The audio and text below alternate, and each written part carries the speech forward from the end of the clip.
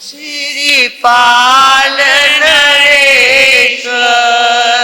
समर्या परमेष्टि नवपद प्रेम से श्रीपाल नरेश्वर समर्या परमेष्टि नवपद प्रेम से। हे प्यारी कहे राज जवाई सब दुनिया मुझताई पिता वंश को कोई न जाने वजह खास है याही हो श्रीपाल नरेश्वर समर्या परमेष्टि नवपद प्रेम से श्रीपाल नरेश्वर समर्या परमेष्टि नवपद प्रेम से। श्रीपाल जी को उनके ससुर जी आन बान और शान के साथ उज्जैनी नगरी में लेके आए। कैसा भेजा था उसको? मैना को कोड़ी के पीछे भेजा था और साथ में एक व्यक्ति भी जाने नहीं दिया था।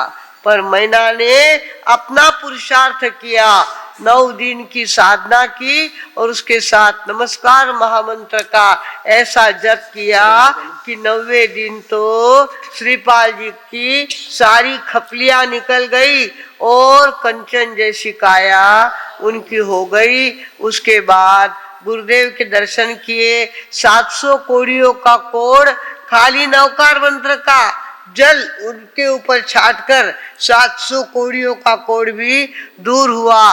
और उसके बाद आन बान शान के साथ मामा ससुर जी पहले लेके गए और बाद में कौन लेके गए? सगे ससुर जी आए और मैना सुंदरी को, श्रीपाल जी को और उनकी माँ को, तीनों को अपनी उज्जैनी नगरी में लेके गए।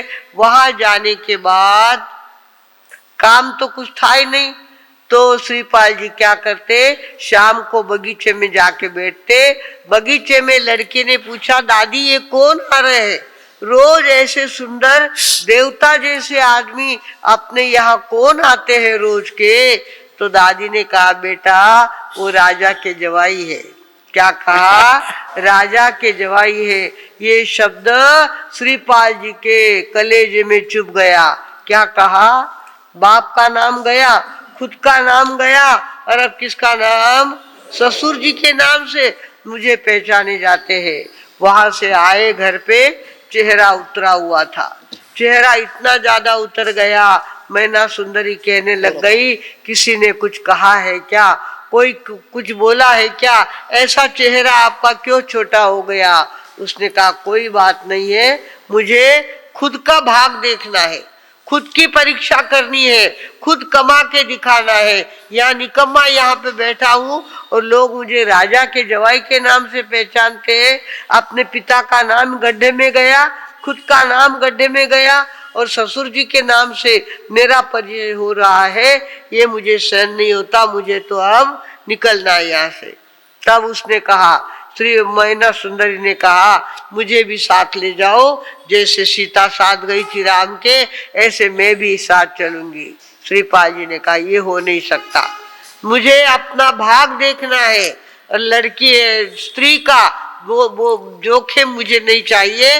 मैं अकेला जाऊंगा, अकेला शेर क्या नहीं कर सकता, मैं अकेला जाऊंगा। और सबने मना किया, सब कुछ किया, फिर भी अकेले श्रीपाल जी निकल गए जंगल की तरफ। ससुर जी का घोड़ा भी नहीं लिया।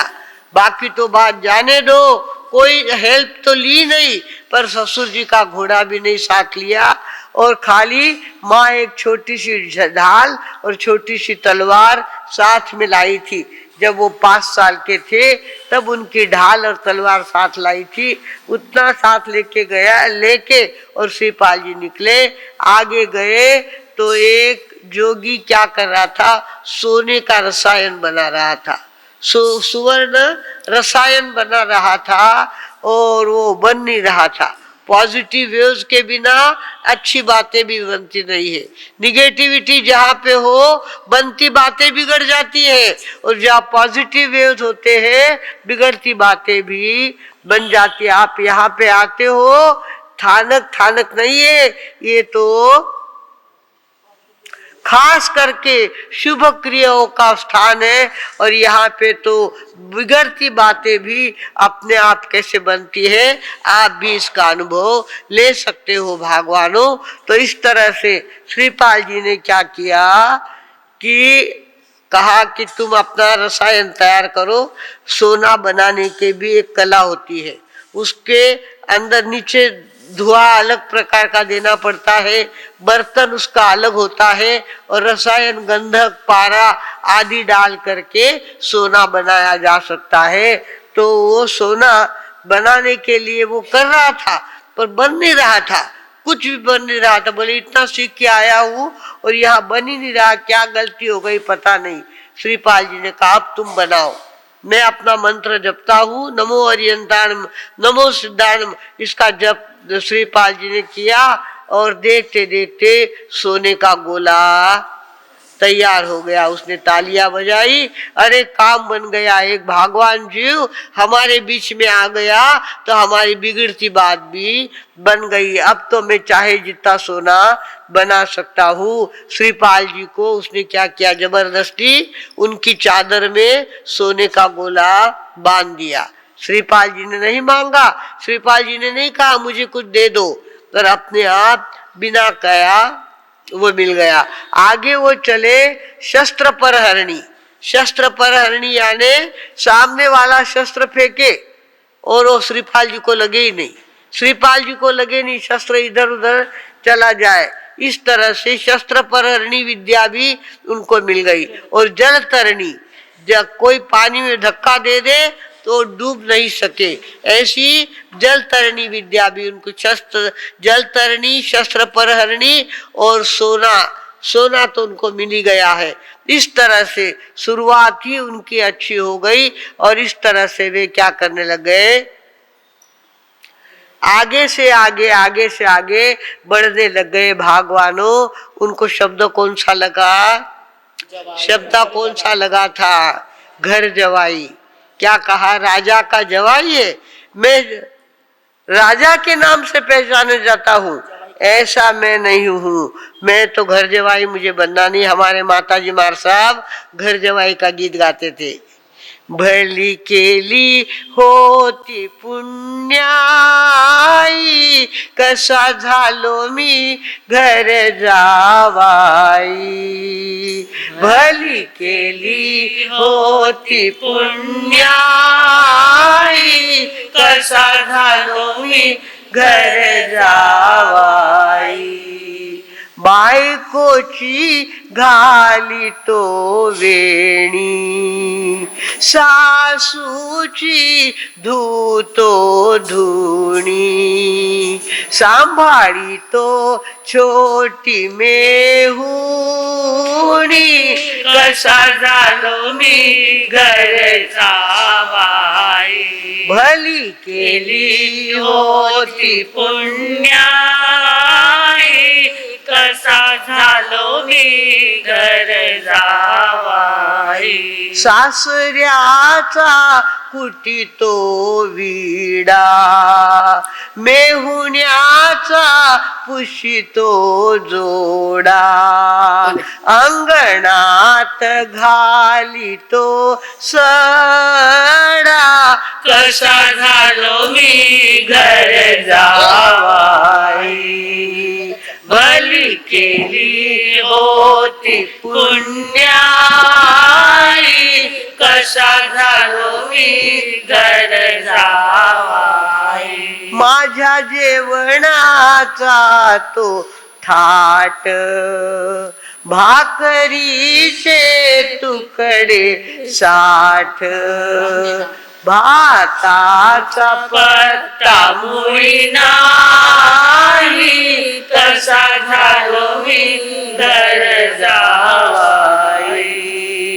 माझ्या निजण्याचा तो थाट, मांडली मोडकी खाट.